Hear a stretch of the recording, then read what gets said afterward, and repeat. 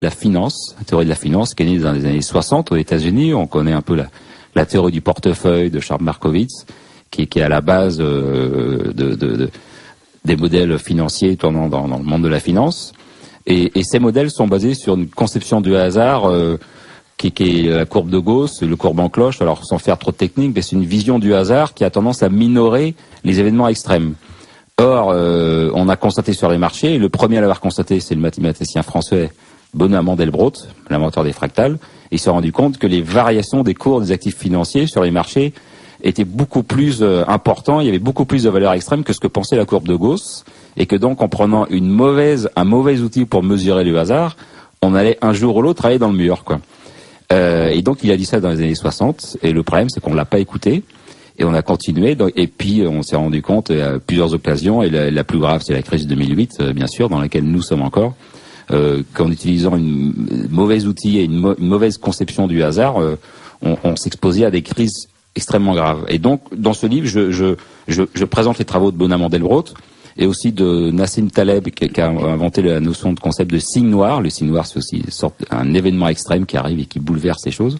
Et puis d'autres penseurs, et je les mets tous en cohérence pour présenter une nouvelle façon de penser l'économie, une nouvelle façon de comprendre les marchés financiers et l'économie. Et je rassure les auditeurs en expliquant que c'est un ouvrage qui a une réflexion théorique, mais je prends des exemples concrets dans la vie économique pour que ce soit compréhensible. Oui, c'est un livre pour tout le monde, tous ceux qui s'intéressent à l'économie. C'est accessible. On n'est pas obligé de suivre les quelques formules mathématiques, mais elles sont agréablement suivies d'exemples concrets qui permettent à l'homme de la rue, dont je fais partie, de pouvoir suivre votre raisonnement. J'ai envie de vous poser une deuxième question. Vous parlez d'incertitude et d'événements extrêmes, et il me semble qu'il s'agit de deux choses différentes. L'incertitude, c'est le monde dans lequel nous vivons, c'est le lot de la nature humaine, et celui-ci est probablement modélisable d'une façon ou d'une autre, avec ou sans courbe de Gauss. Mais on peut en tout cas imaginer donner des séries statistiques ou constater que les entreprises, il y en a des petites, des grandes, et on peut peut-être les classer en taille, en chiffre d'affaires. Enfin, tout ce qui concerne la vie économique semble pouvoir quand même être analysé à défaut de pouvoir donner des modèles prédictifs et explicatifs. Et puis il y a un autre concept que vous avez évoqué et qui moi me semble tout à fait différent, c'est celui d'événements extrêmes. Et ça, l'événement extrême, dans sa définition même, ne peut pas être modélisé. Or, l'économie, c'est le mélange de situations quotidiennes qui éventuellement peuvent être décrites, modélisées, je ne sais pas, mais en tout cas décrites. Et puis c'est la nature humaine que d'essayer de modéliser et de prévoir. L'esprit humain, et particulièrement l'esprit européen et occidental, est très friand de cette démarche intellectuelle. Et puis il y a l'événement extrême. Celui-là, bien entendu, on peut y penser toujours, n'en parler jamais parce que on ne peut rien en dire, mais il faudrait avoir à l'esprit qu'il peut survenir. Et là, c'est l'irruption de l'imprévu dans nos vies, que ce soit l'imprévu économique ou un imprévu politique ou géologique ou autre, un tremblement de terre, une guerre, qui change complètement la donne la situation, y compris d'un point de vue économique. Alors je suis pas tout à fait d'accord, parce qu'en fait, ça c'est un peu le discours que nous tiennent ceux qui défendent la théorie académique, c'est-à-dire nos modèles marchent, sauf quand il y a un événement exceptionnel que personne n'a prévu, qui est une façon de se dédouaner et de dire de toute façon on pouvait pas le prévoir, donc c'est pas de notre faute. Moi je dis non, c'est que quand on se rend compte et quand on analyse la réalité économique, les marchés financiers, on se rend compte qu'il y a des lois de puissance, ou on appelle les lois de Pareto, c'est-à-dire on se rend compte qu'il y a des phénomènes d'événements extrêmes qui peuvent, ça veut pas dire qu'on peut les prévoir et prévoir à quel événement aura lieu à telle date, ça n'a pas de sens, mais on peut prévoir que ce type d'événement a une probabilité élevée de se produire. Vous parlez de tremblement de terre, le tremblement de terre, on sait que ça peut se produire à certains endroits du monde et pas dans d'autres, donc on peut aussi se préparer, même si en Californie ça peut arriver dans un siècle encore, mais ça n'empêche qu'aujourd'hui on construit des bâtiments qui résistent au séisme. Bon. Donc on peut quand même, on sait que ça peut arriver, donc on peut quand même en tenir compte, même si on ne connaît pas la date. Et dans les secteurs financiers, c'est pareil. Donc moi, je refuse justement de dire d'adopter ce discours où les événements extrêmes, on peut pas les prévoir, donc on n'est pas responsable. Oui, je dis non, on peut quand même prévoir, on peut quand même comprendre, et on peut quand même déterminer, et on peut en tenir compte en ayant plus de fonds propres, en évitant des phénomènes qui accentuent les risques, en ne mettant pas en place des réglementations qui, sous couvert de protéger, en fait génèrent des effets pervers et rendent le système plus risqué, etc. Voilà. Alors, Philippe Herlin, ce qui est intéressant également dans votre livre, Repenser l'économie, c'est que vous essayez de donner quelques pistes, à défaut de grandes solutions, justement, pour non pas prévoir forcément l'imprévisible, mais atténuer les effets d'événements qui, de toute façon, vont exister à un moment ou à un autre. Et ce que vous dites, c'est finalement, peu importe si ça arrive beaucoup, pas beaucoup, demain ou dans très longtemps, on sait que ça va arriver. Et donc, il faudrait, c'est un peu la thèse de votre livre, si j'ai bien compris, fonder nos comportements en considérant que l'exceptionnel est un phénomène naturel que nous devons toujours avoir à l'esprit. Un petit peu, si je puis me permettre l'analogie, comme aujourd'hui, on devrait toujours considérer que la guerre est plus que probable, qu'elle est le lot de la nature humaine, et que c'est pas parce que, grâce à Dieu, nous sommes en paix dans notre monde européen, en tout cas depuis 1945, que cette occurrence, cette situation qui est la guerre ne peut pas arriver. Donc ça, je pense que c'est important, et c'est ce qui fait, à mon avis, l'intérêt de votre livre. Et alors justement, quelques mots sur votre vision j'allais dire des petites recettes, et je le dis sans que ce soit péjoratif, mais de vos suggestions concrètes pour, sinon sortir de la crise, en tout cas en minorer peut-être ses effets et trouver quelques solutions. En fait, c'est plus ambitieux que ça. C'est que dans le livre, je propose une réponse globale à la crise, parce que le problème que nous avons actuellement avec la crise 2008, mais on peut remonter même aux crises précédentes, c'est que nous avons une crise dans le secteur financier qui s'est transmise au secteur réel. Et on est actuellement dans cette crise-là. Et j'explique que la façon de résoudre ce problème, c'est d'aller vers un système monétaire diversifié, c'est-à-dire d'avoir plusieurs monnaies qui circulent en même temps. Ce qui est une idée qui est contre-intuitive, parce qu'on se dit s'il y a plusieurs monnaies, ça va être un système moins efficace, un peu plus complexe. En fait, non. Le fait d'avoir plusieurs monnaies, ça donne de la souplesse et de la résilience au secteur financier tout entier, et ça permet d'amortir un choc purement financier. Et donc c'est pour ça que je parle des monnaies complémentaires, quelque chose qui existe. Il y en a dans le monde, il y a plus de 5000 monnaies complémentaires, ça se développe beaucoup, notamment au Japon, en Allemagne, pas du tout en France. Donc j'essaie de pousser cette idée. Une monnaie complémentaire, c'est une monnaie qui circule dans une zone géographique donnée et que les gens utilisent dans la mesure où ça les intéresse. Voilà, donc il y a pas d'obligation. Mais le fait que alors, un exemple de monnaie complémentaire qu'on peut donner, ce sont les miles. Alors, je mettrai 1 euro dans le cochon, mais ce sont les miles des compagnies aériennes. Parce que vous acquérez. Alors, c'est une quasi-monnaie complémentaire, mais c'est un problème de fidélité. On récupère des miles quand on voyage, et ensuite on peut les dépenser, et même y compris dans d'autres produits que du voyage aérien. Donc, c'est un peu une sorte de monnaie.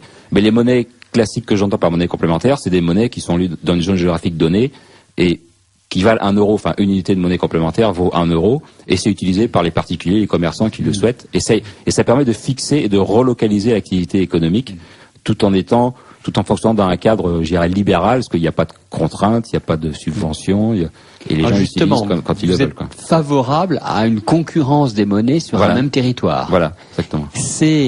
Et pour moi, c'est la façon de sortir de la crise grecque. Ça pose une question quand même, et notamment en France, où on a un très fort sentiment du rôle de l'État sur ses fonctions régaliennes, et la monnaie en fait, en tout cas dans la théorie, partie. C'est est-ce que là on ne dépossède est-ce que l'on ne dépossède pas l'État d'une forme de souveraineté d'une part, et d'autre part vos détracteurs diraient mais la multitude de ces monnaies empêche la régulation, empêche que l'on contrôle, et si on ne contrôle pas, etc.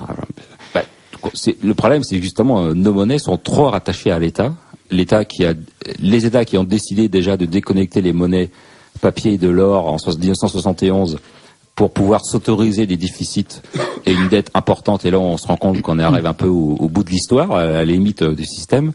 Donc, on se rend compte que le fait que la monnaie soit unique et totalement gérées par l'État, ça pose des problèmes. Voilà. Et le fait de permettre à des monnaies complémentaires, alors par exemple, une idée que je suggère, c'est une de ces monnaies complémentaires qu'on pourrait permettre de refaire circuler, c'est l'or par exemple. Parce que on peut pas aujourd'hui utiliser l'or comme monnaie parce qu'il y a une taxe. Donc à chaque fois qu'on se libère d'une quantité d'or, on doit payer une taxe sur la plus-value. Donc ça ne peut pas être une monnaie, mais si on supprime les taxes et qu'on permet à l'or de se remettre à circuler, eh bien, ça devient une monnaie, et à ce moment-là, ça va apporter de la solidité et de la résilience au système financier tout entier. Mais je dis, voilà, le fait que l'État contrôle la monnaie, c'est justement une des sources du problème dans lequel nous sommes aujourd'hui. Alors nous allons y revenir, Philippe Herlin, merci. Je me tourne vers Olivier Delamarche en lui demandant quel regard, vous qui intervenez tous les jours sur les marchés, puisque c'est votre métier, quel regard portez-vous sur la situation actuelle? Catastrophique.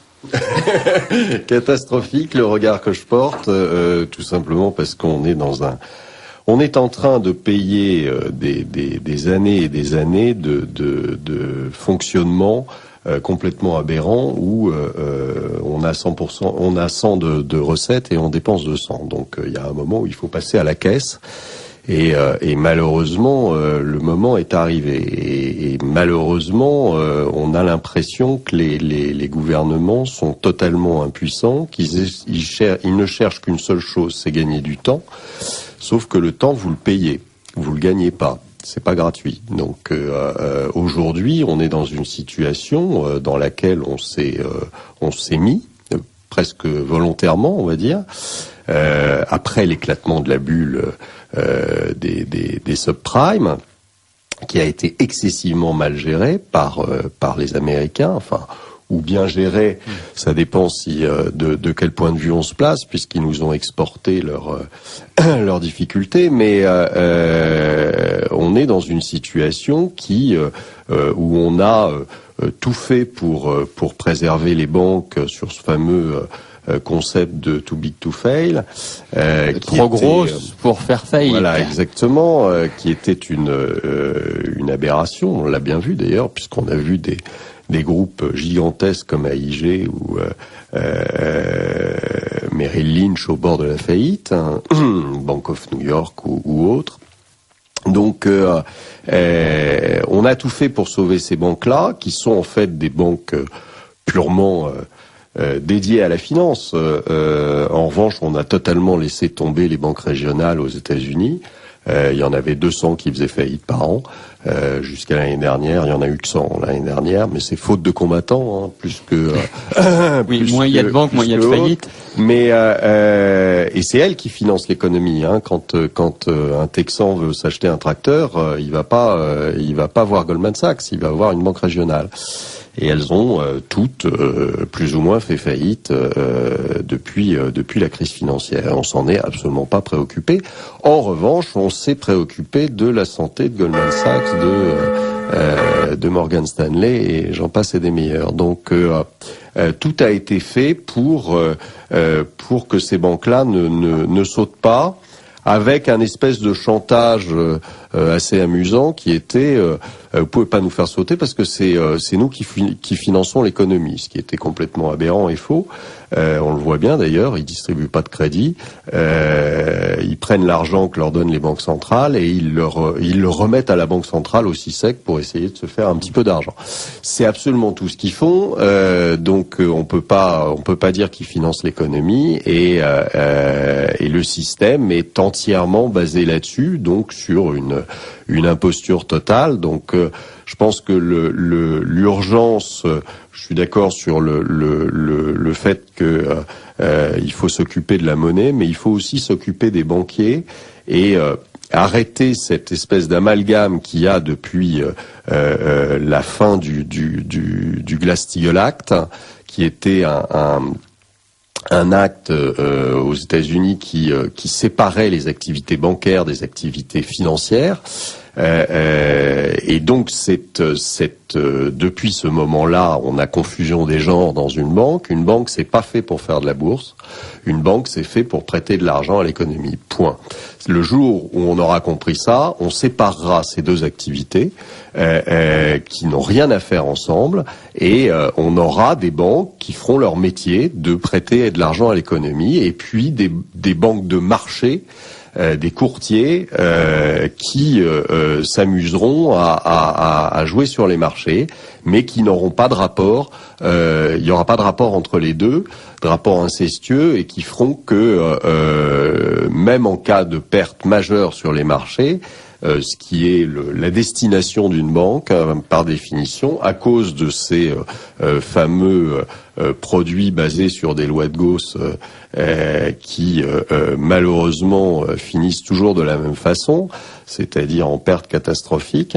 Vous avez aujourd'hui les produits financiers qui sont venus faire des pertes immenses, qui font que les banques aujourd'hui ne prêtent plus à l'économie. Donc tant qu'on n'aura pas séparé ces deux activités, tant qu'on ne sera pas revenu à un Glass-Steagall Act, on aura cette poursuite de la fuite en avant, où sans arrêt les banques centrales vont essayer de financer et de donner de l'argent gratuit à des banquiers qui en ont un mauvais usage. Voilà. Olivier Delamarche, vous avez dit beaucoup de choses. On va essayer d'y revenir pour nos auditeurs. D'abord, vous dites que finalement, en ne séparant pas la banque de marché de la banque traditionnelle qui consiste à récupérer des encaisses pour distribuer des crédits, eh bien, nous aurons ces difficultés. Ce qui laisse à penser que ces produits financiers dont vous parlez, enfin, le jeu sur les marchés est un jeu perdant pour les banques. Non, c'est pas un jeu perdant pour les banques, mais il y a eu une espèce de dérive où on se retrouve avec des banques qui aujourd'hui ont des bilans qui sont supérieurs au PIB des pays concernés.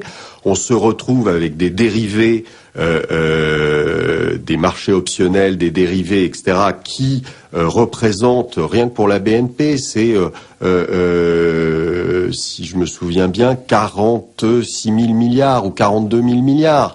C'est n'importe quoi. Vous avez un bilan de la BNP, le total bilan de la BNP est au-dessus du PIB français.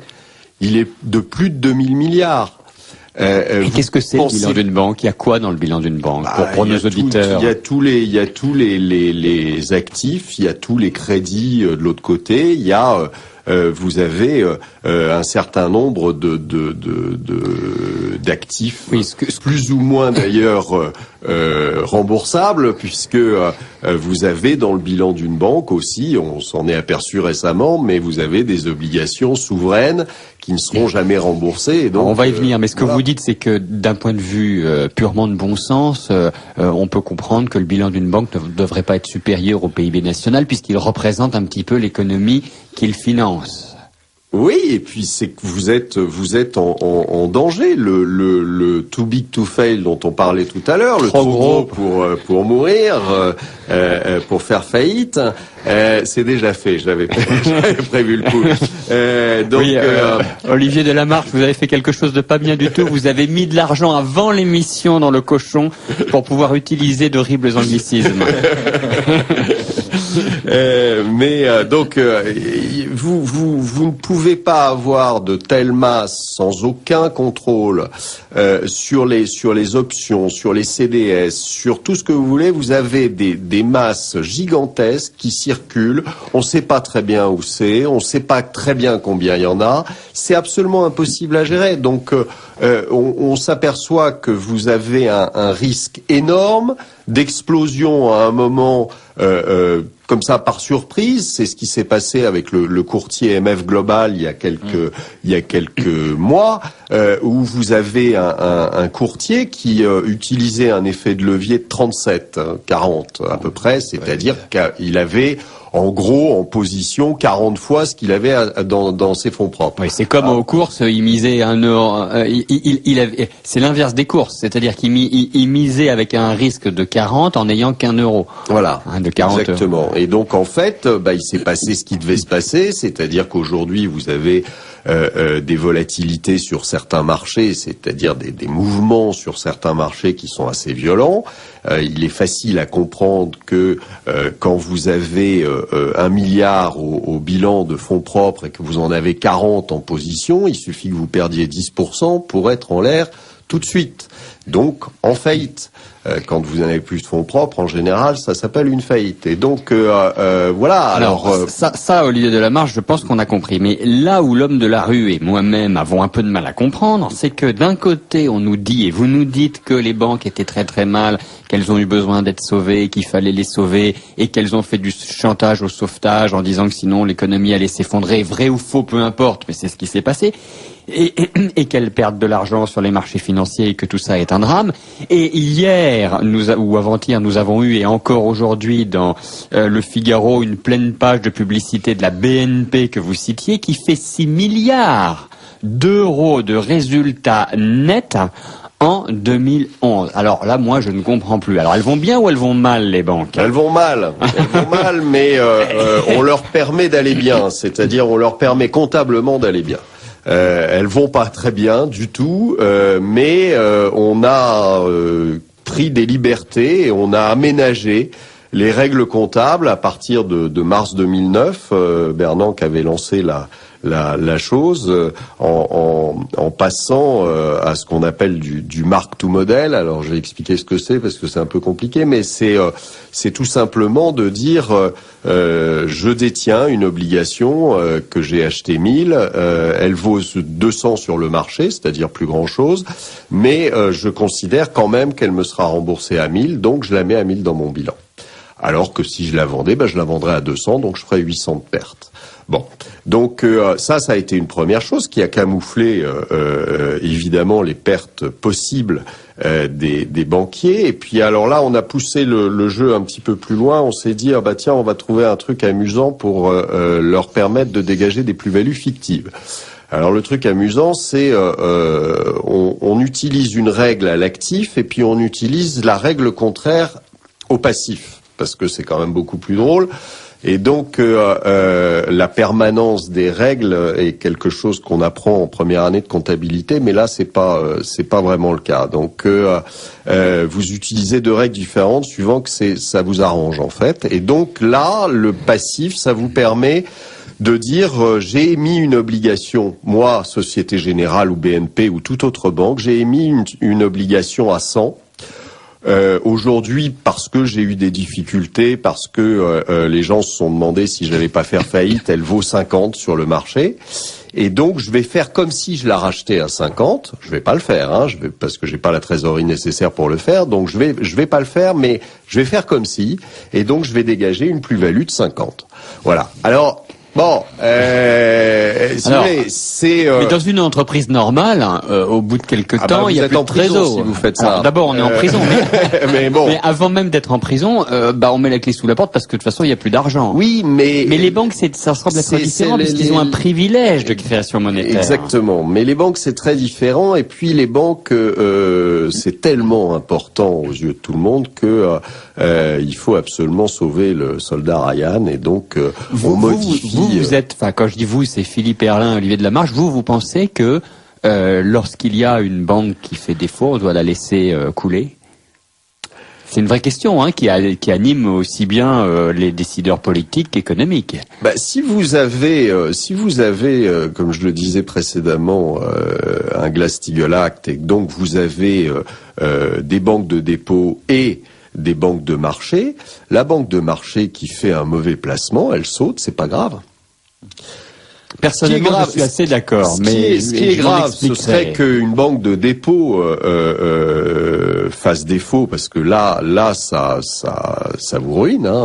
Ça ruine surtout les épargnants. Ça ruine tout le monde. Tous ceux qui ont un compte en banque sont ruinés. Voilà. L'artisan. Mais une banque de marché, vous avez Goldman Sachs qui disparaît demain. Oui, ça vous embête? Non. Non, moi non plus. Et non mais alors ça, je pense que c'est quelque chose de très important parce que si l'on en revient, et il ne nous a pas échappé qu'il y a quand même des débats autour de ces questions, notamment avec l'élection présidentielle, c'est peut-être une façon aussi d'amener nos auditeurs à réfléchir à ces questions-là avant cette échéance importante. On nous dit mais tout ça c'est la faute du libéralisme. Or moi je ne sais pas de qui c'est la faute, mais ce que je vois tout de même, c'est que C'est en tout cas un libéralisme très modéré, puisqu'un libéralisme normal aurait laissé tomber toutes les banques en disant, mais écoutez, c'est la loi du marché, vous n'avez pas été capable de faire face à vos engagements, vous êtes sanctionnés, et bien d'autres plus performantes prendront vos clients, comme ça se passe si je fabrique des bouteilles de lait ou des voitures automobiles. Oui, d'accord.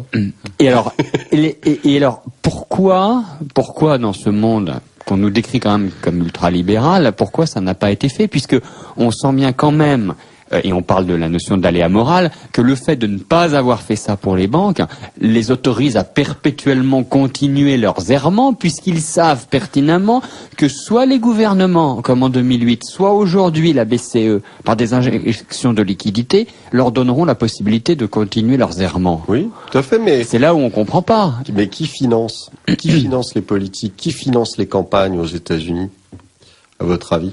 Les banques, mais pas en France. Bah voilà. Mais en France faut aussi, pas on les a laisser sauvé. tomber. Mais c'est quand même, ils ont un pouvoir, le pouvoir de l'establishment bancaire est important. Et aux États-Unis, qui finance les campagnes, Obama. Et en France, etc., c'est pas comme si les inspecteurs des finances étaient à la direction des banques, hein.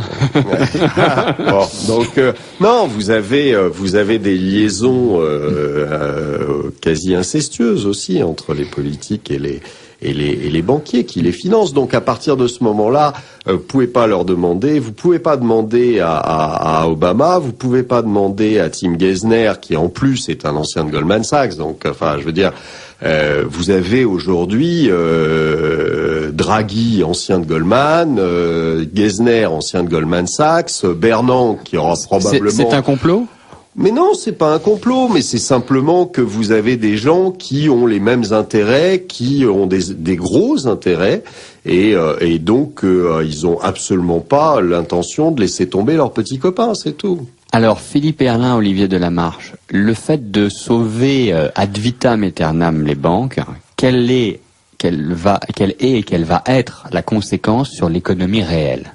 Bah, c'est vous qui allez payer, donc voilà. Comment ça, aujourd'hui, c'est vous qui... Comment ça, je vais payer? Bah parce que c'est vous qui payez, c'est-à-dire c'est vous, c'est nous, c'est... Les auditeurs? Oui, c'est tout le monde. À partir du moment où on s'est endetté de façon ahurissante pour sauver les banquiers et la dette, vous regardez à partir de 2008, la dette dans tous les pays du monde a explosé. Donc à partir de ce moment-là, quand l'État fait une dette, l'État c'est qui? C'est vous. Oui, mais là c'est plutôt les autorités monétaires, donc la Fed et la BCE, qui donnent des liquidités aux banques. Oui.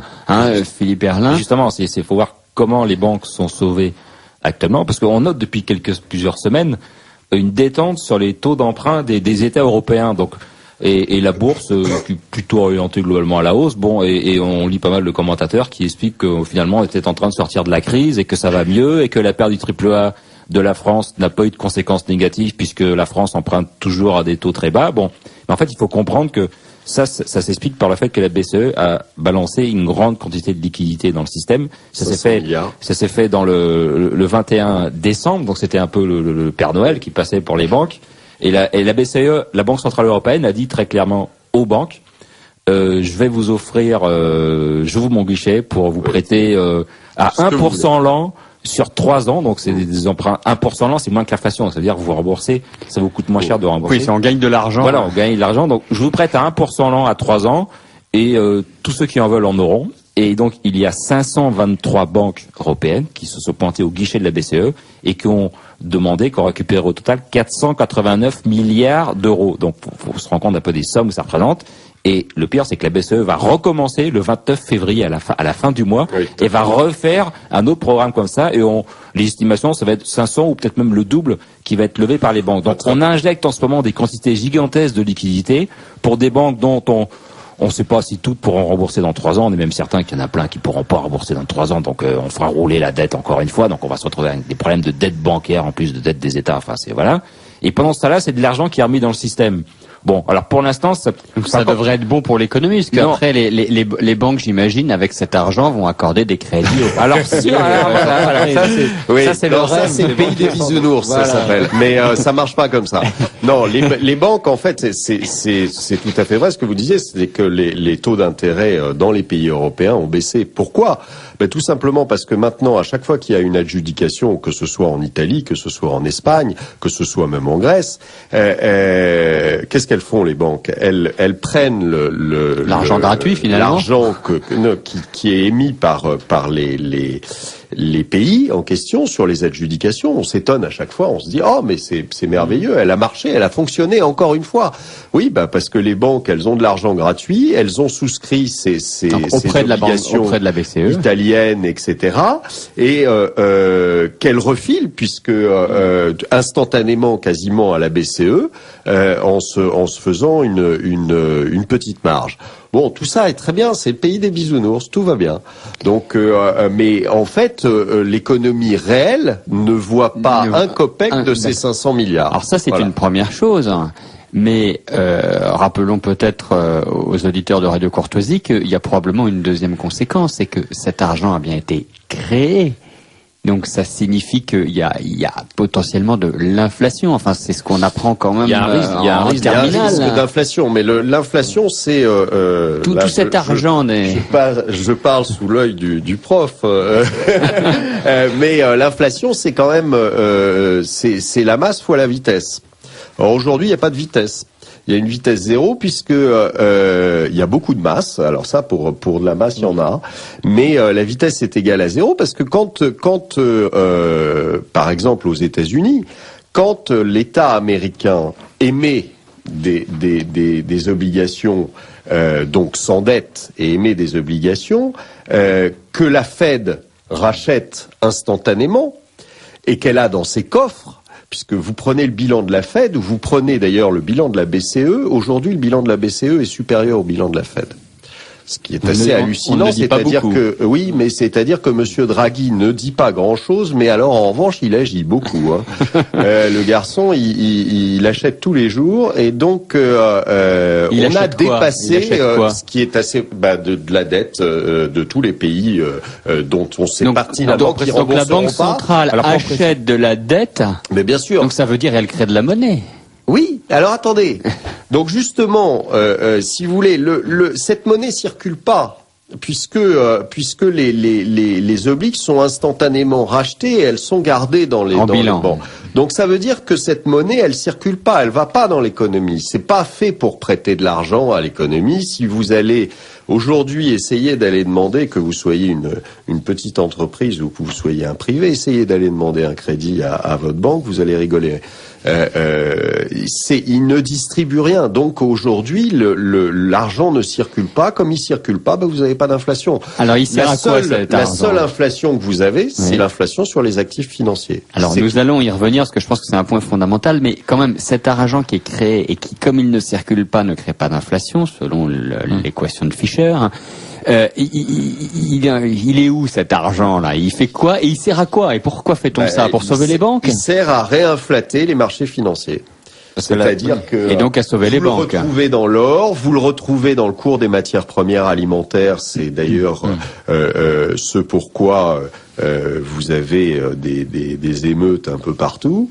Quand les gens n'arrivent plus à se payer à manger, en général, ça se passe mal. Et donc, vous le retrouvez dans les prix du pétrole, vous le retrouvez dans le Standard & Poor's qui n'arrête pas de monter alors qu'on sait très bien que l'économie américaine est à l'arrêt.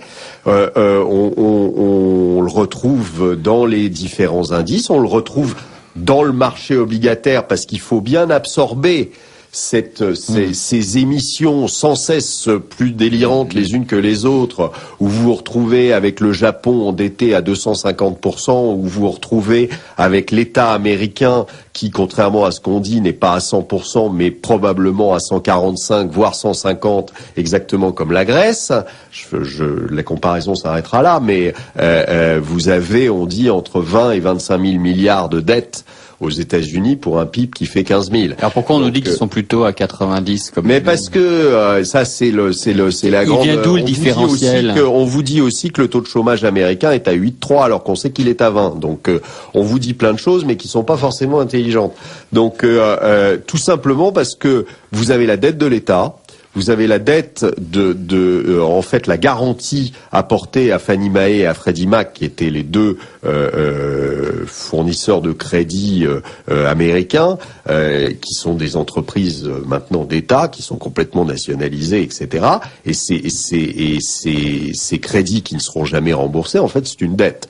Donc, si vous rajoutez ça, et si vous rajoutez la dette après des États, c'est-à-dire l'État de Californie, etc., ce qu'on appelle les munibonds, les obliques des municipalités américaines, eh ben vous arrivez à un total qui est et c'est de la dette, hein, c'est de la dette américaine de toute façon qu'il faudra rembourser à un moment ou à un autre. Vous arrivez plutôt sur des bases entre 20 et 25 000 milliards de dollars. À rembourser ou pas d'ailleurs, parce que les Américains, eux, ils peuvent émettre du dollar. Oui, mais vous avez une conséquence à ça. Donc, c'est quoi la conséquence? La conséquence, c'est que c'est une espèce de fuite en avant. C'est ce que fait la Fed aujourd'hui. C'est ce que fait c'est ce que font les Américains qui n'ont absolument pas commencé à se poser la question même de réduire les coûts. D'augmenter les impôts, de réduire les coûts, etc. Alors qu'ils ont de la marge, ils peuvent le faire, mais ils n'ont absolument pas fait. Et aujourd'hui, vous avez une conséquence, c'est-à-dire que vous ne pouvez pas émettre de la monnaie comme ça ex nihilo pendant des temps et des temps, en vous disant que elle va jamais ressurgir à un moment ou à un autre. Si elle ressurgit dans la spéculation sur les actifs financiers, vous allez à un moment avoir une hausse terrible des matières premières. Et là, je peux vous dire qu'on va pas rigoler très longtemps. C'est-à-dire que quand vous aurez des matières premières alimentaires qui vont se mettre à flamber, vous allez avoir des émeutes un peu partout parce que les gens n'ont rien à manger. Ce qu'il faut bien comprendre, c'est que quand vous êtes une grande banque et que vous pouvez emprunter à 1%, c'est pas très compliqué de gagner de l'argent. Bon, vous allez dans les pays émergents qui ont une croissance du PIB de 5-10%. Bon, vous investissez là, vous gagnez de l'argent. Vous achetez des matières premières, vous allez sur le marché boursier. Parce que vous savez, toutes les autres banques font la même chose. Donc vous allez sur les marchés boursiers où les matières premières, elles montent aussi de nettement plus que 1% par an. Voilà. Donc là, vous gagnez de l'argent et vous achetez des bons d'État italiens ou à 5-6%. Bon, bah voilà, ça fait une marge. Vous êtes tranquille et ça permet de se verser des bonus aussi très importants. C'est aussi pour ça que les bonus des banques se portent très bien. Voilà, mais tout ça, on comprend bien que c'est construit sur du sable, c'est une bulle, et que cet argent, un jour ou l'autre, s'il se repart dans l'économie, enfin déjà, il commence à y revenir justement par la matière première, donc on va avoir un retour de l'inflation qu'on note déjà que les consommateurs, constatent déjà quand ils font leurs courses, quoi. Les prix des matières premières, ça se voit, les prix des pâtes, tout ça, ça commence à monter. Bon, ça se sent, même si l'indice des prix minore un peu ça. Bon, et on va commencer à avoir de l'inflation, mais toute cette monnaie-là, on comprend que c'est une bulle, ça tourne comme ça. Et ça permet de générer des profits dans le secteur financier. Je crois qu'il faut faire attention. Il faut bien comprendre que on ne retrouvera pas l'inflation qu'on a eue dans les années 70, où vous aviez la moitié des salaires qui étaient indexés sur l'inflation, où vous aviez un monde qui était nettement moins mondialisé, ce qui permettait aux entreprises de monter leurs prix et donc de garder leur marge. Là, c'est pas ça du tout. C'est pas la même inflation. C'est-à-dire qu'aujourd'hui, vous risquez d'avoir de l'inflation sur des choses extrêmement ciblées. Et qui par exemple par exemple les matières premières, par exemple, mais ça ne veut pas dire pour ça que les entreprises vont pouvoir maintenir leur marge. Si elles maintiennent pas leur marge, à ce moment-là, vous êtes dans une récession et voire une dépression assez importante. Donc elles pourront plus virer beaucoup de gens puisqu'elles les ont déjà tous virés. Donc ça ne sera pas pire que maintenant. Mais en revanche, vous aurez très probablement une inflation tout à fait différente de celle qu'on a connue dans les années 70 et qui risque d'amener beaucoup plus de problèmes. C'est-à-dire que ce que je vous disais tout à l'heure, il faut quand même faire une petite liaison entre ce qui s'est passé dans les pays arabes récemment et l'inflation des prix alimentaires. C'est-à-dire que vous regardez, ils se sont pas réveillés tout d'un coup au bout de 30 ans ou 40 ans de dictature en se disant ah bah zut, il faut virer le dictateur. C'est surtout parce que vous avez des gens qui avaient de plus en plus de mal à se nourrir et ça pose des soucis. Ça va poser aussi des soucis en Chine parce qu'il n'y a pas que Shanghai en Chine. Hein. Vous avez toute une partie de la population chinoise qui a du mal à se nourrir et si les prix montent, ils risquent d'avoir des soucis. Voilà, donc c'est pas du tout le même jeu. On n'est pas en train de jouer le même jeu qu'on a connu dans les années 70, comme on n'est pas du tout en train de jouer le même jeu qu'on a connu dans les années 29-31. Il faut arrêter de faire ces comparaisons. Alors, on a toujours besoin d'essayer de se référer à quelque chose, mais malheureusement, on est dans l'inconnu parce que on est arrivé à un point qui est aujourd'hui très probablement irrattrapable, avec l'ensemble des pays du monde qui sont avec une très forte récession devant eux et avec un endettement qui est hallucinant et qu'on n'a jamais connu. Vous êtes à l'écoute de Radio Courtoisie. J'ai le plaisir de recevoir Philippe Herlin, chercheur en finance pour son dernier livre Repenser l'économie, et Olivier Delamarche, gérant dans la société de bourse Platinium Gestion. Beaucoup de questions d'auditeurs, nous allons y venir. Je pense que vous avez dit quelque chose d'important, qui est que l'inflation n'a pas la même nature qu'elle a eue par le passé et que nous voyons dès aujourd'hui que, au moins jusqu'à aujourd'hui, la faible, quoi qu'on en dise tout de même, inflation sur les biens réels était malheureusement compensée par une extrême inflation de ce que l'on peut appeler les actifs patrimoniaux, la bourse, l'immobilier ou les valeurs tangibles, l'or, le pétrole, etc. Et je crois que c'est déjà le signe que cet argent qui a été injecté dans l'économie, ce faux argent, puisqu'on reviendra sur le fait que normalement il faut un lien entre la monnaie et l'économie, et que tout le problème de la finance aujourd'hui, c'est sa déconnexion de la sphère économique. Mais bien cette inflation, du fait de la création monétaire, elle commence déjà à pointer très fortement le bout de son nez, et on pourra peut-être dire un mot sur l'immobilier en France, mais il n'y a pas qu'en France, sur les marchés financiers. Ce qui laisse à penser que les marchés financiers vont peut-être continuer de grimper, puisque à cause de cette inflation, ils vont. Mais je vous vois faire la moue, et après les questions des auditeurs, nous pourrons évoquer cette question. Alors, un auditeur: je suis un Français moyen avec des dettes, mais je ne trouve personne pour me les racheter. Expliquez-nous ce que veut dire racheter une dette. J'ai aussi des obligations familiales. J'entends dire qu'on peut acheter des obligations. Où faut-il s'adresser? Je vais peut-être lire l'ensemble des messages et puis vous répondrez sur ceux auxquels vous voulez répondre ou apporter une précision. Monsieur Delamarche, vous intervenez régulièrement sur une chaîne économique. Les journalistes qui vous interrogent sont-ils naïfs ou font-ils exprès de ne pas comprendre la réalité que vous leur mettez sous les yeux? Concernant le scandale des salaires et avantages des patrons français, qu'en pensez-vous? Monsieur Delamarche, nous dit un auditeur, c'est un plaisir de vous écouter.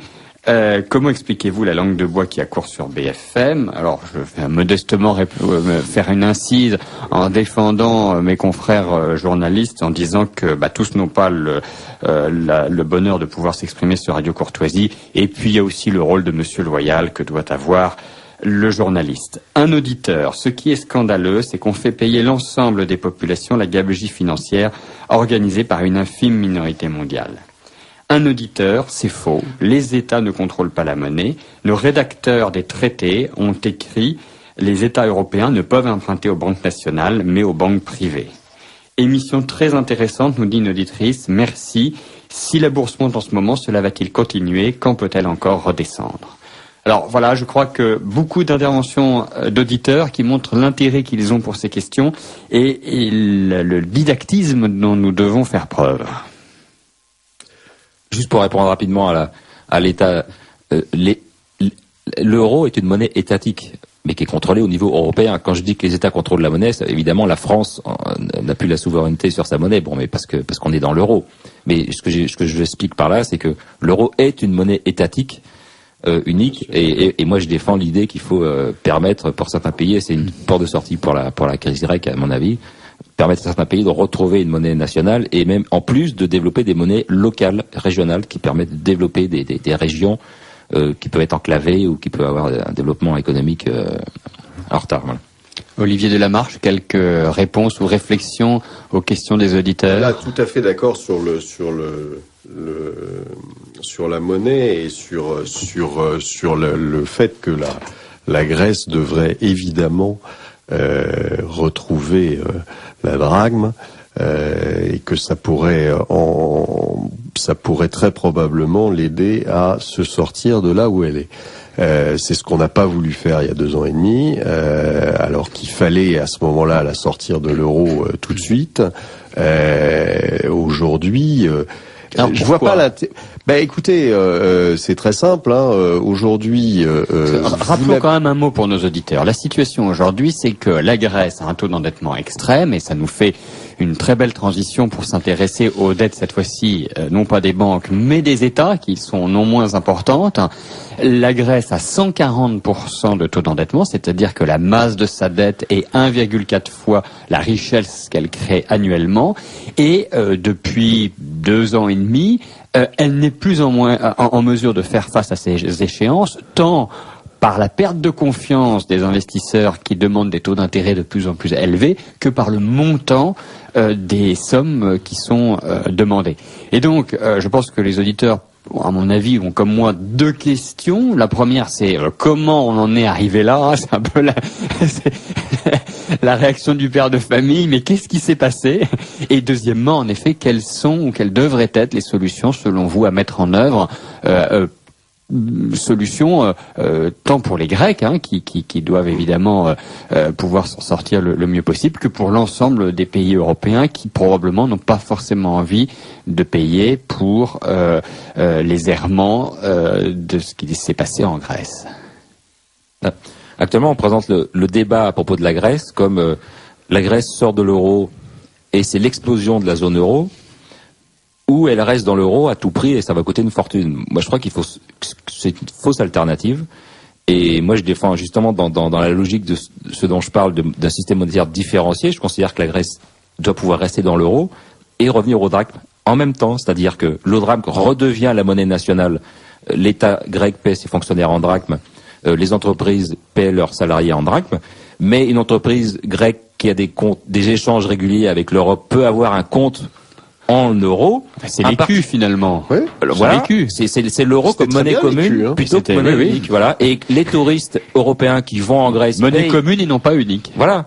Voilà. C'est-à-dire que les touristes qui vont en Grèce payent en euros et les restaurants acceptent l'euro. Et comme ça, il y a ces 2 monnaies qui circulent. Quand l'État grec privatise, il peut le faire en euros.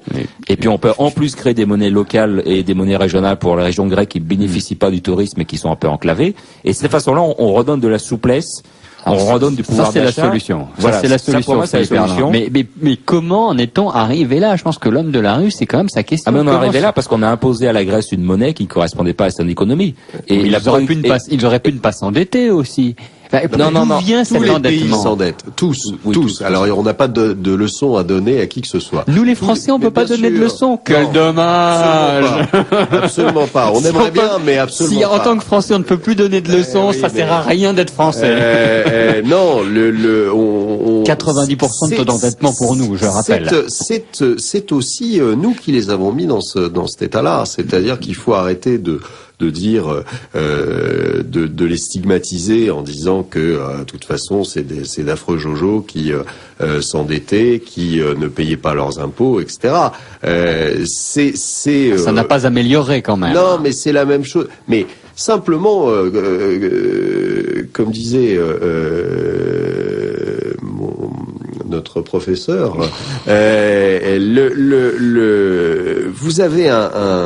Vous avez une monnaie qui n'était absolument pas adaptée. Vous pouvez pas faire marcher un grec au même rythme qu'un allemand. Ça marche pas. Vous n'avez pas le tissu industriel, vous n'avez pas le tissu économique que vous avez en Allemagne. Mais donc, ça, Olivier Delamarche, ce n'était pas audible parce que ça voulait dire les Grecs ne sont pas aussi compétitifs que les Allemands. C'était pas audible, enfin, c'est pas humainement.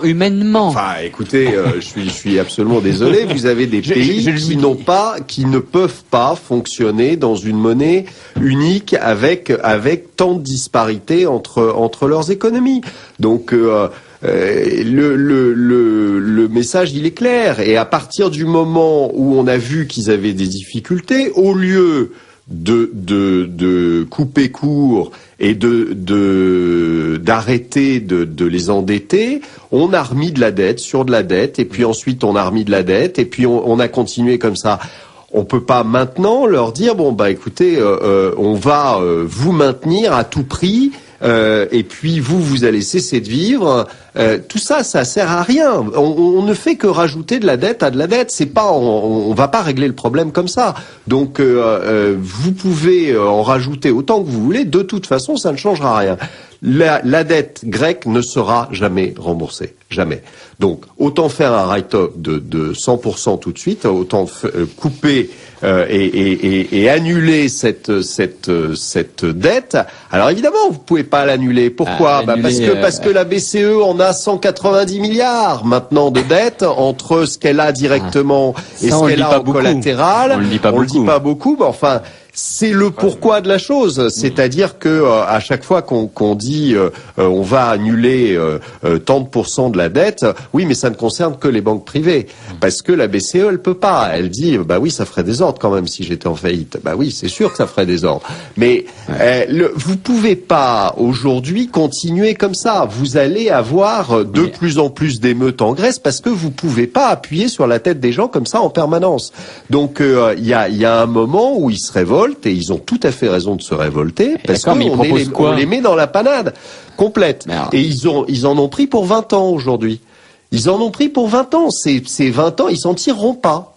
Vous ne pouvez pas exiger. Plus vous allez leur taper dessus, plus vous allez diminuer les salaires, plus vous allez avoir une récession, plus la récession sera importante, plus ils pourront pas payer les intérêts, ne serait-ce que les intérêts, et donc évidemment pas rembourser la dette, et donc la dette va grossir d'année en année. Donc on a quoi ? On a gagné quelques semaines, on a gagné une semaine, 2 semaines, c'est tout. Olivier Delamarche, vous êtes en train de nous dire qu'il y a le choix entre continuer à payer pour les Grecs dans une sorte de tonneau des Danaïdes qui sont bien connus par là-bas, ou d'accepter que l'emprunteur ne rembourse jamais, ce qui est également inadmissible. Enfin, les deux solutions sont inadmissible, mais c'est nous qui l'avons fait en patientant 2 ans et demi. On a cherché à gagner du temps, et je vous dis, on ne gagne pas de temps, on le paye, et là on le paye très cher, mais de toute façon, il faut bien se dire que on entend tous les politiques nous dire qu'un pays ne fait pas faillite. C'est faux. C'est faux, c'est archi faux. Ça, on l'a bien expliqué. Des défauts de paiement, il y en a eu tout au long de l'histoire, des dizaines et des dizaines. Aujourd'hui, on va de toute façon vers des défauts de paiement majeurs. Et encore, la Grèce, c'est un apéritif. Parce que vous avez le Portugal derrière, mais vous avez bien plus drôle, vous avez le Japon. Le Japon fera un défaut de paiement, quoi qu'il arrive. Alors tout le monde dit non, mais non, les Japonais, c'est des gens sérieux. Oui, d'accord, mais enfin, ils ont 250% d'endettement. C'est exactement comme si vous aviez, au niveau d'un ménage, un type qui gagne le SMIC, qui a 10 millions d'euros d'endettement, et tout ce qu'on trouve à faire, c'est lui donner 1 million d'euros pour payer les intérêts de plus. Mais ça fait de la dette. Il peut pas s'en tirer. C'est mathématique. c'est pas en gagnant 1500 € par mois qu'il peut s'en tirer. Ça veut dire qu'il va être obligé de bosser des centaines d'années. Ben, c'est pas possible. Donc il y a un moment où il faudra accepter qu'il y a un défaut de paiement. Et quand vous avez des Japonais qui sont endettés à 250% du PIB, excusez-moi, mais c'est mathématiquement impossible qu'ils remboursent. À partir de ce moment-là, ça veut dire quoi? Ça veut dire qu'il y aura un défaut de paiement au Japon. Alors, tout le monde ouvre des yeux extraordinaires parce que c'est la 3e économie du monde et on se dit mais c'est pas possible. Ben si, c'est possible. Alors j'ai pas de date parce que personne n'en a, parce que à la limite pourquoi pas aller jusqu'à 300%, mais leur population vieillit. On sait très bien que il y a de moins en moins de la dette qui est absorbée par que la population interne japonaise est capable d'absorber, et donc à un moment ou à un autre, ils seront obligés d'aller sur le marché, que là, quand ils iront sur le marché, forcément les taux d'intérêt ne seront pas les mêmes, parce que le marché va exiger que pour y aller avec un tel risque, ils vont demander des taux d'intérêt bien supérieur à ceux qu'il y a actuellement. Aujourd'hui, vous avez 1%, enfin même pas, 0,90 sur le 10 ans japonais. Donc là, ils seront obligés de payer. Sur l'emprunt à 10 ans japonais. Voilà. Vous avez 5 ans, vous aurez 5%, 6%, 7%, exactement comme la Grèce. Hein. Et donc, ça va commencer à monter. Et puis, ça va évaluer la valeur du portefeuille d'obligations de ceux qui détenaient des obligations précédentes. Et puis, vous avez un calcul qui est très simple à faire. Hein. Si vous avez des taux de 5%, ne serait-ce que de 5, ce qui est tout à fait raisonnable, hein, des taux de 5%, quand vous avez 250% d'endettement, je vous rappelle ce que ça peut faire, hein, ça vous fait du 12,5 à rembourser par an, et ça c'est pas possible. Mécaniquement, c'est pas possible. Donc ça veut dire que vous êtes obligé d'avoir une croissance d'au moins 12,5 de votre PIB si vous voulez ne serait-ce que payer les intérêts. Oui, maintenir le niveau de la dette. Ne serait-ce que payer les intérêts. Or 12,5% de croissance au Japon, je pense que ça fait un petit moment qu'ils les ont pas. Donc en 17 ans, ils ont fait 0% de croissance du PIB. Donc imaginez ce que ça peut donner. Donc voilà, la messe est dite là-dessus. Donc c'est une question de temps, mais en revanche, on a la certitude de ce qui va arriver. Alors revenons, si vous le voulez bien, Olivier Delamarche et Philippe Herlin, en Europe et notamment en Grèce. Donc vous, ce que vous nous dites, c'est que à échéance proche, la Grèce, elle va faire faillite ou faire défaut, c'est-à-dire qu'elle va dire les 400 milliards de dettes que j'ai, bah je ne vais jamais les rembourser car je ne peux pas. Et si j'avais la velléité de le faire, de toute façon je ne pourrais pas. Et si je voulais commencer à le faire, de toute façon le pays serait à feu et à sang. Oui. Et donc ça va se passer quand ça ? Écoutez, alors d'abord, vous dites ça va se passer. Vous dites ça va se passer. Évidemment, ça va se passer, mais et à horizon proche, c'est ce que vous dites. Ceci dit, ça s'est déjà passé. C'est-à-dire qu'on essaie de, vous dire que une décote de 60% dans les banques privées, c'est pas un défaut. Bah si, c'est un défaut à partir du moment où les Français ont continué à prendre leurs petits croissants et leurs petits noirs au comptoir, hein, sans que ça change rien. Et c'est là aussi où je crois que les Français et les auditeurs de Radio Courtoisie également sont un petit peu partagés et dubitatifs dans l'analyse et le sentiment qu'ils doivent avoir de cette situation, parce que ils voient bien les dangers et les enjeux, et de l'autre côté ils ont du mal à voir, sauf maintenant depuis quelque temps avec ce qui se passe en Grèce, comment tout cela peut impacter, le mot n'est pas très joli, mais en tout cas toucher leur vie au quotidien, celle d'eux-mêmes, de leurs proches, de leurs enfants. Voilà. Et ça, je crois qu'il faut un peu expliquer ce qui risque de se passer concrètement, parce que cette montagne de milliards, les auditeurs nous le disent, ça nous concerne pas, c'est pas nous, on n'a pas voté pour ça, ou alors on le savait pas. Ah, ils le savaient pas, oui, ils le savaient pas. Ils nous l'ont pas dit. Enfin, ceci dit, ils ont voté aussi pour ça parce qu'ils en ont profité. Tout le monde en a profité. Quand les États-Unis. Et maintenant, vous dites on passe à la caisse. Mais oui, quand les États-Unis faisaient 5% de croissance, c'était pas un hasard. C'était basé sur l'endettement. Toute l'économie américaine était basée sur l'endettement, mais ça n'empêche que les gens en ont profité. Alors ils se sont retrouvés avec 3 voitures devant leur maison, et puis une deuxième maison, puis une troisième maison.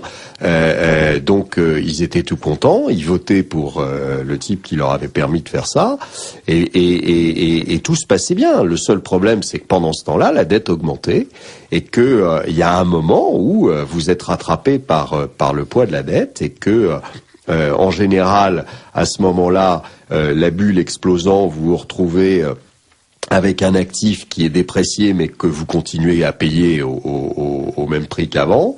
Vous vous retrouvez aussi sans boulot et là vous êtes tout étonné, vous vous dites il y a quelque chose que j'ai pas compris. Oui, il y a quelque chose que vous avez pas compris, c'est que vous ne pouvez pas en permanence gagner 100 et dépenser 200.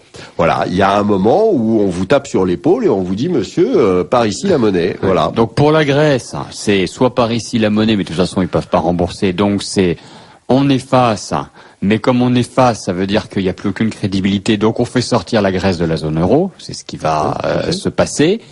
Là, les Grecs, ils vont mettre, comme vous le dites, 20 ans à se redresser de cette formidable perturbation. Je sais pas, parce que regardez, oui, l'Argentine, par exemple. Tout le monde dit un pays, il faut pas qu'ils sortent de l'euro parce que il ferait faillite et ça serait la catastrophe. Ils ont déjà fait faillite, à vous entendre. Ils ont déjà fait faillite, donc de toute façon le problème est réglé. Ils ont déjà pas remboursé 60%. Voilà, et en plus, je pense que beaucoup de pays aimeraient avoir la croissance de l'Argentine aujourd'hui. Alors c'est vrai, ils en ont bavé, ça n'a pas été drôle du tout. Je suis pas sûr qu'un seul de nos pays européens, Grèce comprise, aurait supporté ce qui s'est passé en Argentine. Rappelons pour nos auditeurs. Vous aurez supporté, donc le problème est réglé. C'est-à-dire que ne pensez pas qu'on va y échapper. On fait des réserves de sucre.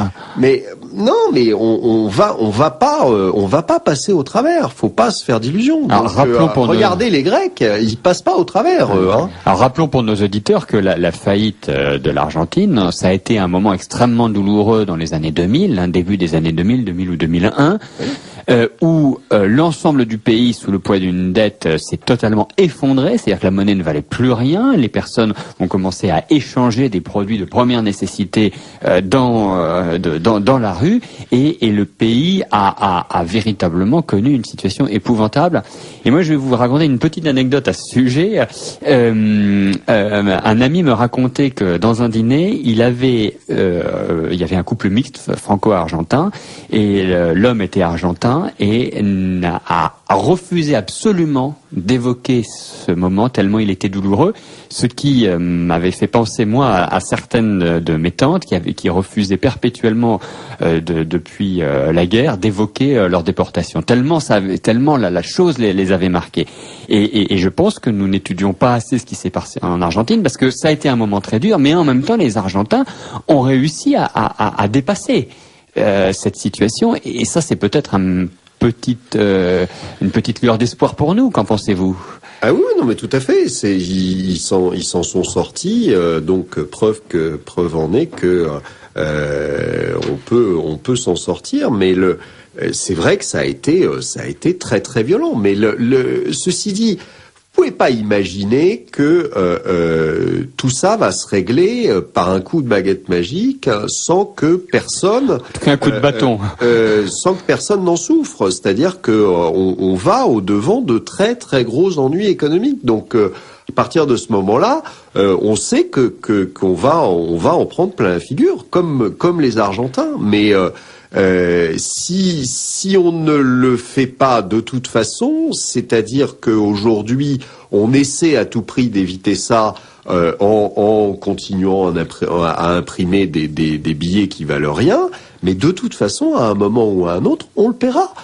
Vous pouvez pas compter sans arrêt sur le fait qu'un jour viendra où par miracle, on aura de la croissance, on va rembourser les dettes, etc. Vous ne pouvez pas, comme vous ne pouvez pas, il faut arrêter quand on entend les politiques nous dire mais tout ça, de toute façon, va se régler, un peu d'inflation et puis il y aura plus de dettes. Oui, mais allez leur parler de ça aux Japonais, parce que s'il y avait un bouton appelé inflation sur lequel il suffisait d'appuyer, je pense qu'ils l'auraient trouvé depuis longtemps. Ça fait 20 ans qu'ils essaient de la faire partir, l'inflation, et ils l'ont pas vu beaucoup. L'inflation, c'est aussi la spoliation, donc ça a des conséquences aussi très fortes sur l'économie. Donc, de toute façon, vous la payez. De toute façon, il va falloir payer la note. C'est ça que les gens n'arrivent pas à comprendre, mais et malheureusement, ça risque d'être assez douloureux. Donc évidemment, aucun politique n'a envie de le dire. Puis la veille des élections, c'est un peu compliqué. Donc aucun politique n'a envie de le dire. Donc ils cherchent tous à gagner du temps. Et gagner du temps, c'est de dire à la BCE, écoute, imprime. Voilà. Et plus on attend, plus la chute sera douloureuse. Parce qu'en Argentine, il y a eu des faillites bancaires en chaîne qui a ruiné toutes les classes moyennes. Tout à fait, ouais. Donc plus on attend, plus la chute est brutale. Alors, nous avons parlé de nos amis grecs, mais nous avons d'autres frères européens qui sont dans une situation difficile, l'Espagne, le Portugal. J'aimerais avoir votre avis. Et puis, quand même, nous sommes en France, donc charité bien ordonnée commence aussi un peu par soi-même. La France a 90% de taux d'endettement. J'ai regardé que depuis 1974, à chaque élection présidentielle, alors évidemment, c'est difficile de comparer parce que maintenant nous sommes au quinquennat et avant il y avait le septennat, mais on avait entre plus 30 et plus 50% d'encours de dette supplémentaire d'élection présidentielle en élection présidentielle.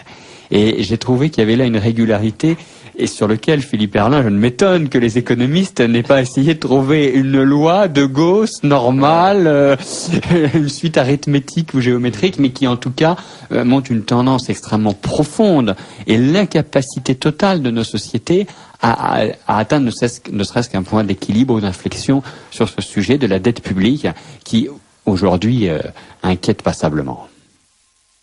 C'est-à-dire, oui...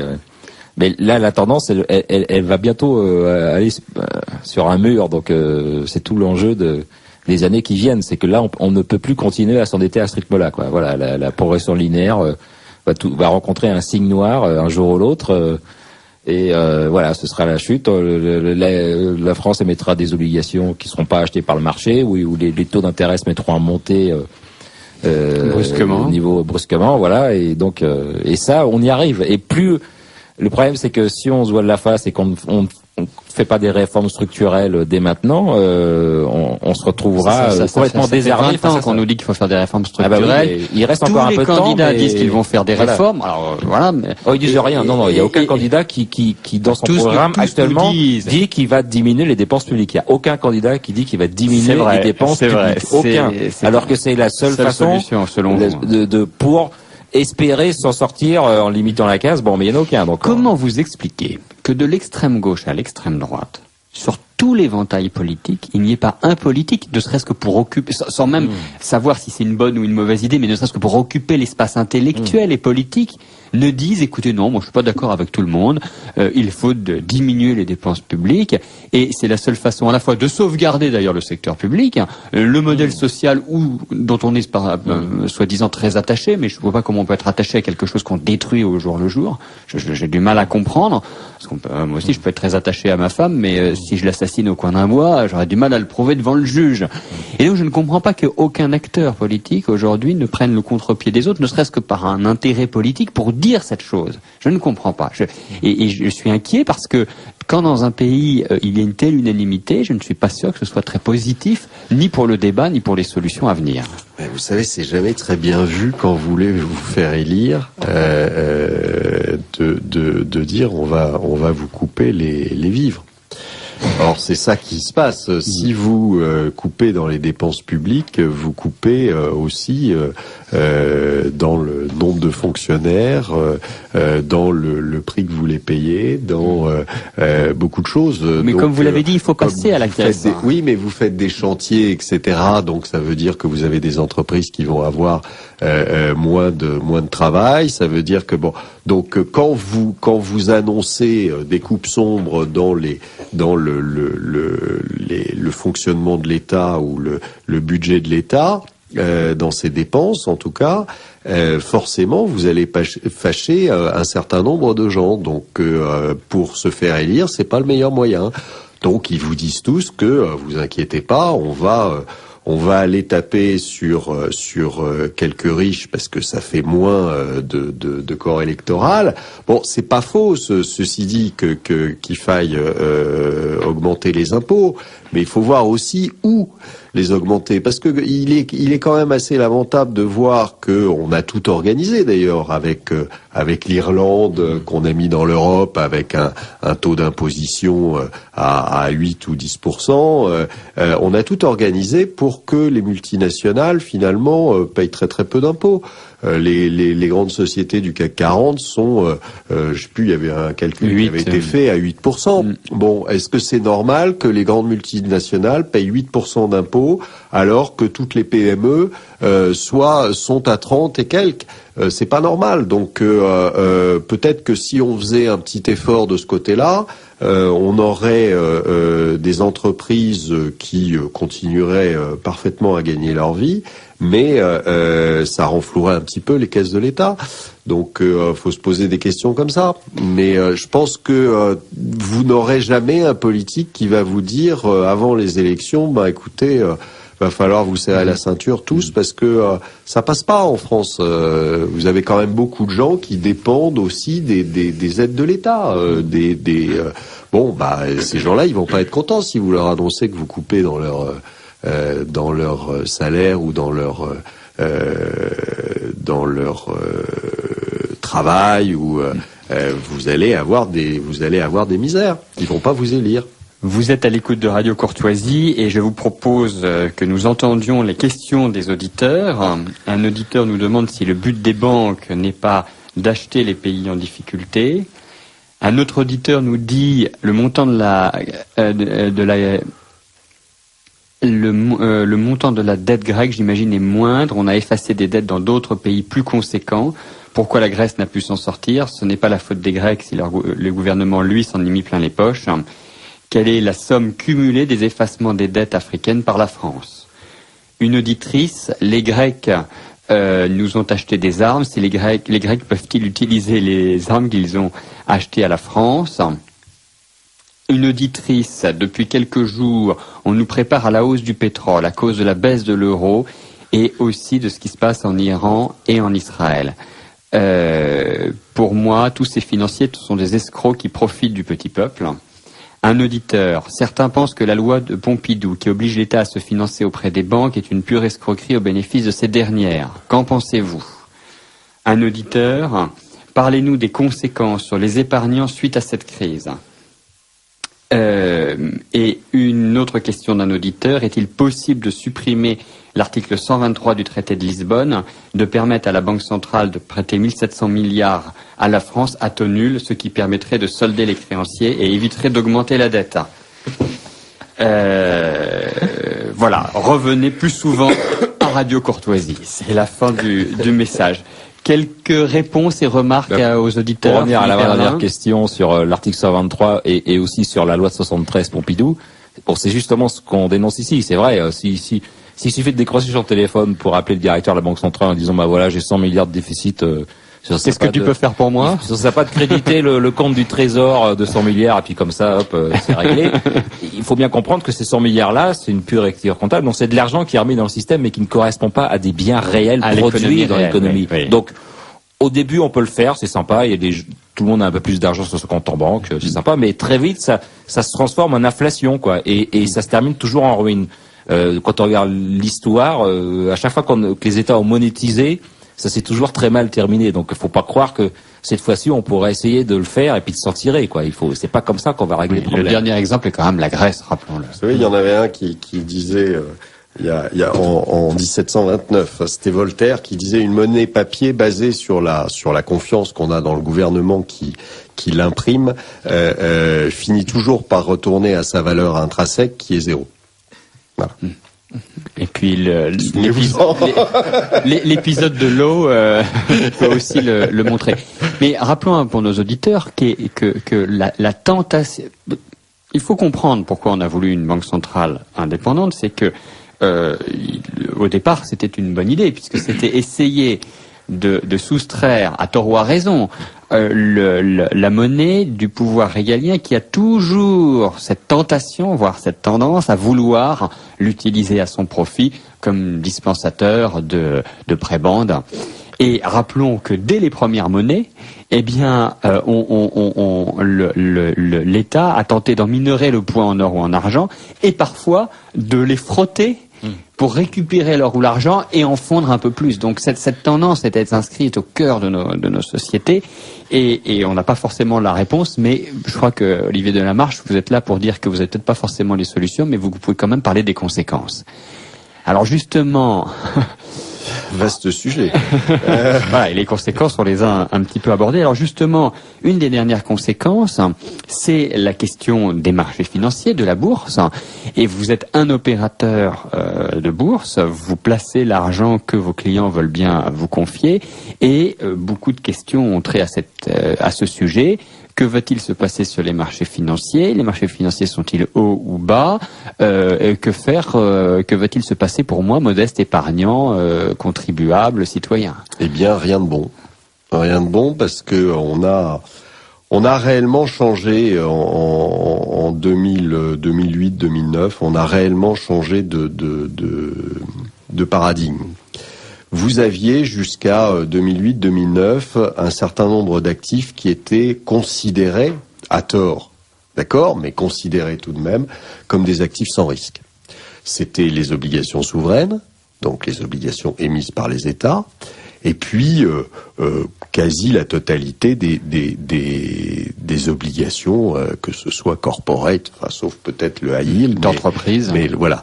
Mais donc les obligations émises par des entreprises, et vous aviez un rendement qui était tout à fait correct, qui était entre 3 et 4 sur ces obligations, avec une certitude, c'était celle que vous alliez être remboursé. Bon.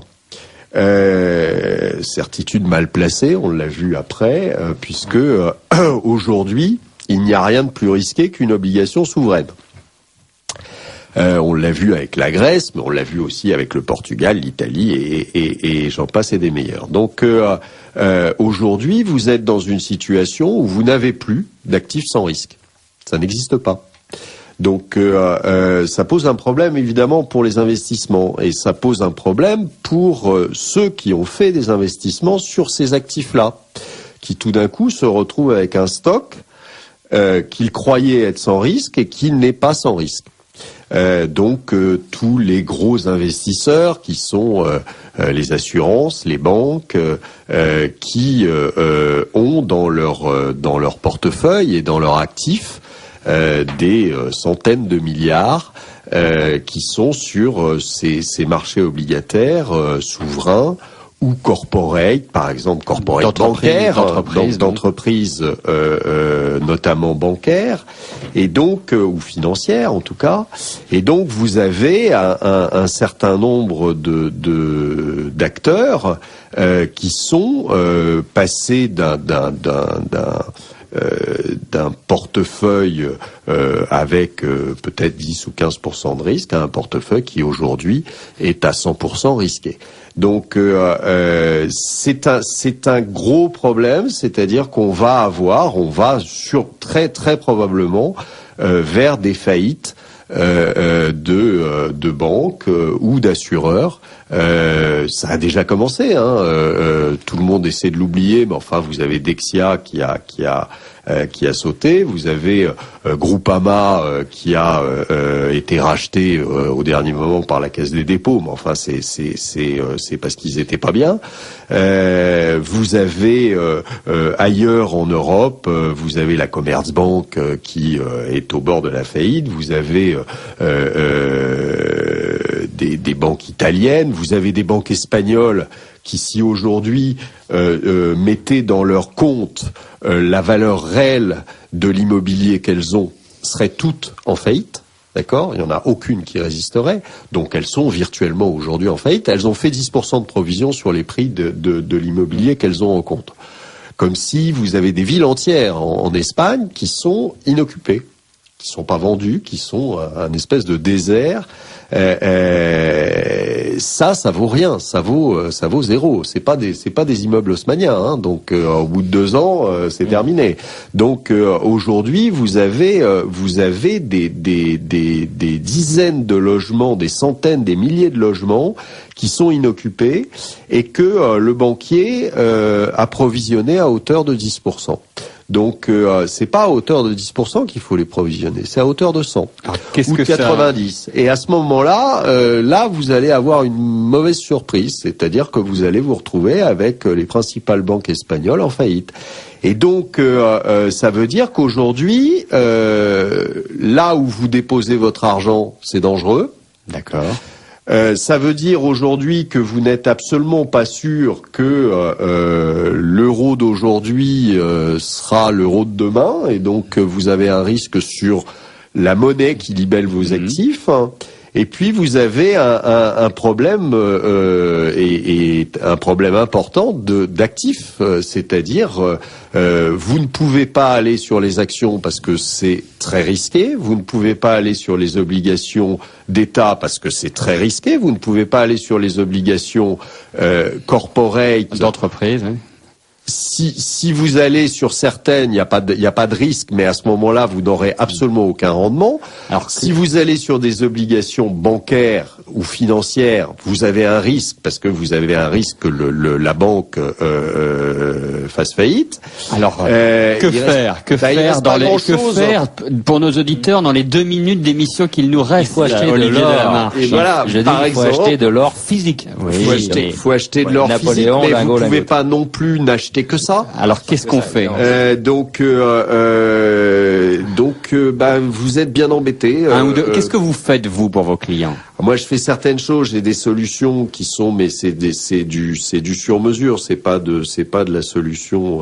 Vous dites en fait que nos auditeurs sont ruinés et qu'il n'y a pas grand-chose à faire pour eux. Malheureusement, il y a je vais pas leur dire appelez-moi tous lundi matin, mais vous avez certaines solutions qu'on cherche, mais sans avoir absolument de certitude que ils passeront au travers de toutes les gouttes, parce qu'aujourd'hui personne ne peut dire qu'il passera au travers de toutes les gouttes. On va essayer de faire en sorte qu'ils évitent le gros de l'orage, mais voilà. Vous avez un orage qui va venir, ça c'est très clair. Ce que vous dites, Olivier Delamarche, c'est que vous l'avez déjà sur cette crise, comment on peut en sortir, et est-ce que peut-être nos auditeurs peuvent faire à titre personnel? Ce dont je parle dans mon livre, c'est qu'il faut penser la monnaie autrement. Il faut c'est notre la crise en fait, elle nous pose des questions sur ce que c'est vraiment que la monnaie. Qu'est-ce que c'est qu'un billet d'euro? Qu'est-ce que c'est que la confiance qu'on peut accorder dans la monnaie et le système bancaire? Donc il faut aborder ces questions, et puis il faut revenir à la monnaie qui existe depuis toujours, qui s'appelle l'or, et c'est toujours une bonne façon de placer son épargne longue, et c'est un peu une agence tout risque. Donc voilà, je conseille d'acheter de l'or physique. Voilà. Merci Philippe Herlin, merci Olivier Delamarche pour toutes ces explications, et aussi cet engagement à dire les choses et même à tenter de présenter, de proposer des solutions. Les messages d'auditeurs montrent qu'ils ont été intéressés par cette émission. Je rappelle le livre de Philippe Herlin, Repenser l'économie, Mandelbrot, Pareto, Signe noir, monnaie complémentaire, de nouveaux concepts pour sortir de la crise, aux éditions Erol. Et je vous remercie encore à nouveau, je remercie nos auditeurs pour leur patience, et même si nous n'avons pas lu tous les messages, je prie de bien vouloir nous en excuser, et je vous donne rendez-vous dans 4 semaines. Amis auditeurs, à bientôt.